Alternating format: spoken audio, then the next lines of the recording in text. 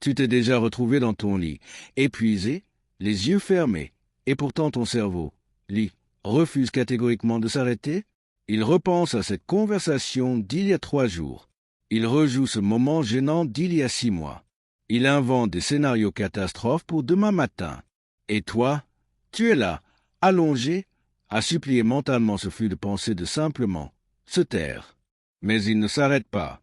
Et si je te disais que ce n'est pas un défaut, que ton cerveau ne fait pas ça par malice, ni parce que tu es trop anxieux, trop fragile ou trop sensible. Et si tout ça avait une raison profonde, ancrée dans ta biologie depuis des milliers d'années? Aujourd'hui, on va explorer ensemble pourquoi ton cerveau tourne en permanence, ce qui se passe réellement là-dedans quand tu n'arrives pas à décrocher, et surtout, comment reprendre doucement le contrôle. Commençons par le début. Ton cerveau est une machine de survie. C'est sa fonction première, celle qu'il a développée bien avant que tu naisses, bien avant que tes ancêtres inventent les maisons, les villes ou les smartphones. À l'époque, le danger était partout. Un prédateur derrière un buisson, une tribu hostile, une réserve de nourriture qui s'épuise. Et pour survivre dans cet environnement, le cerveau a développé une capacité extraordinaire. Anticiper les menaces avant qu'elles arrivent. Concrètement, ça veut dire quoi? Ça veut dire que ton cerveau n'attend pas que le problème soit là pour réagir. Il le cherche en permanence.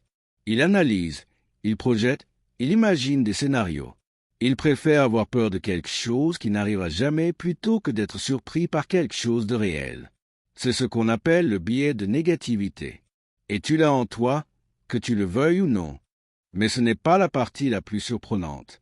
Il y a une zone dans ton cerveau dont tu as sûrement entendu parler, l'amygdale. C'est une toute petite structure, à peu près de la taille d'une amande, nichée au cœur de ton cerveau. Et son seul boulot, c'est de surveiller, en permanence, sans jamais prendre de vacances. L'amygdale, c'est ton système d'alarme intérieur. Dès qu'elle détecte quelque chose qui ressemble à une menace, une critique de ton patron, un message laissé sans réponse, une réunion importante le lendemain, elle envoie un signal d'alerte à tout ton organisme. Ton cœur s'accélère légèrement, tes pensées s'embrasent, et ton cerveau entre dans ce qu'on appelle le mode vigilance élevé. Le problème?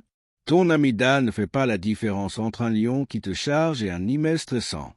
Pour elle, une menace est une menace. Et elle réagit avec la même intensité dans les deux cas. Résultat, ton cerveau reste en état d'alerte alors que, objectivement, tu es en sécurité dans ton salon. Et là, il y a quelque chose que la plupart des gens ignorent complètement. Quand ton cerveau est en mode vigilance, il active une autre fonction très particulière, le mode par défaut. En anglais, on l'appelle le Default Mode Network. C'est le réseau de zones cérébrales qui s'allume automatiquement quand tu ne fais rien de précis. Quand tu regardes le plafond, quand tu es sous la douche, quand tu attends le bus. Ce réseau, c'est celui qui produit ce flux constant de pensées internes, les ruminations, les projections, les conversations imaginaires. Et chez les personnes anxieuses ou très actives mentalement, ce réseau est hyperactif. Il ne se met jamais vraiment en veille. C'est comme si tu avais une radio allumée en permanence dans ta tête et que tu n'arrivais pas à trouver le bouton off. Maintenant, parlons de quelque chose de très concret. Quelque chose que tu vis sûrement. Il est 23 heures. Tu devais te coucher tôt. Mais au lieu de dormir, tu penses à cette réunion de demain. Puis à ce que tu aurais dû dire lors de cette dispute il y a 2 semaines. Puis à une facture que tu n'as pas encore payée. Puis à ce projet qui n'avance pas assez vite. Puis à tes ambitions, tes peurs, ta vie dans 10 ans. Et tu réalises qu'une heure vient de passer. Ce phénomène a un nom, la rumination mentale. Et ce n'est pas simplement trop penser. C'est un mécanisme précis dans lequel le cerveau tourne en boucle sur des problèmes sans jamais les résoudre vraiment. Pourquoi? Parce que la rumination se nourrit d'elle-même. Plus tu penses à un problème, plus il prend de place dans ton espace mental. Plus il prend de place, plus il semble urgent. Et plus il semble urgent, plus ton cerveau y revient. C'est un cercle, et sortir de ce cercle demande une stratégie, pas juste de la volonté. Ce qui va suivre pourrait changer ta façon de voir les choses. Beaucoup de gens pensent que pour faire taire leur cerveau, il faut le combattre, résister aux pensées, se dire « arrête de penser à ça », essayer de vider leur tête de force. Mais c'est exactement l'inverse qui fonctionne. Il y a un principe en psychologie qu'on appelle l'effet rebond ironique, mis en évidence par le psychologue Daniel Wegner. Son expérience est simple. Il demandait à des participants de ne pas penser à un ours blanc pendant 5 minutes. Résultat, ils ne pensaient qu'à ça. Plus tu essaies de chasser une pensée, plus elle revient. Ton cerveau, en tentant de vérifier si tu penses encore à cette chose, y pense justement.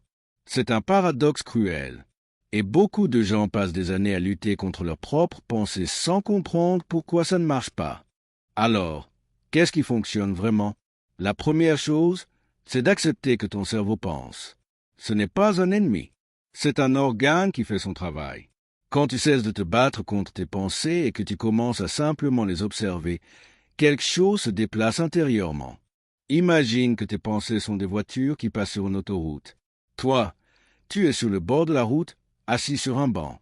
Tu regardes passer les voitures. Tu ne montes pas dedans.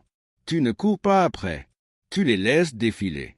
C'est exactement ce que propose la pleine conscience ou mindfulness.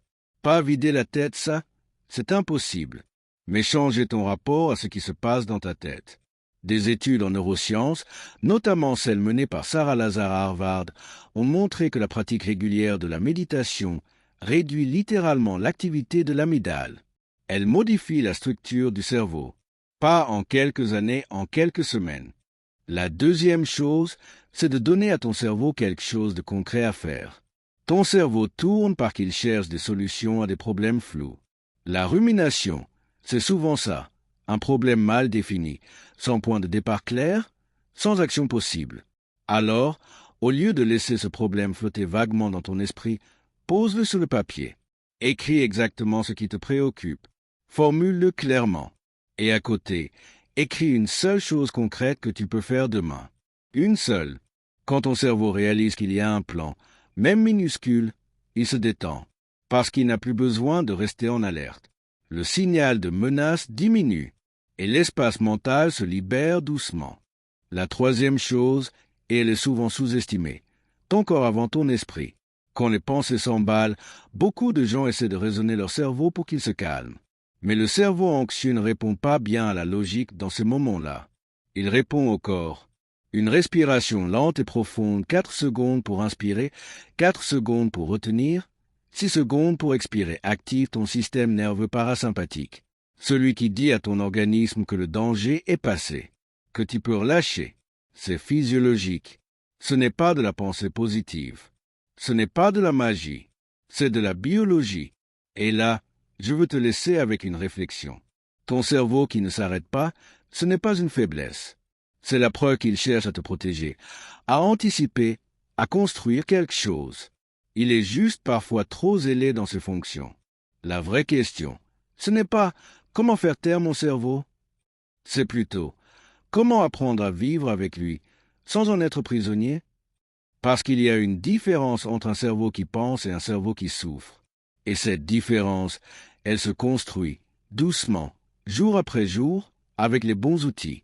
Alors dis-moi en commentaire, est-ce que toi, tu as l'impression que ton cerveau s'emballe plutôt le soir ou plutôt dans les moments de silence? Je suis curieux de savoir à quel moment tes pensées prennent le plus de place.